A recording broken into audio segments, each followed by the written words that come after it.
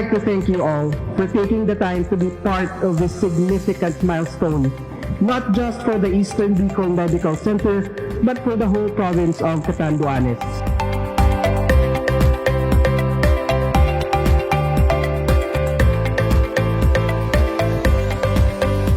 We wish to express our deepest appreciation for bringing into the Eastern Bicol Medical Center the additional medical technology equipment which will definitely enhance the technical capacity and medical ability of EBMC in dealing with its patients. Today, we mark the inauguration of this institution's newly installed 32-slice CT scanner from General Electric, the GE Revolution ACT. For the first time in a long time, our very own EBMC now has its own CT scan facility.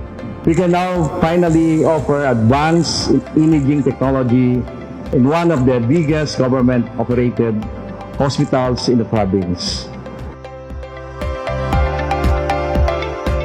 To the people of Catanduanes and all Filipinos who remain as our inspiration to continually improve our services and set the bar higher.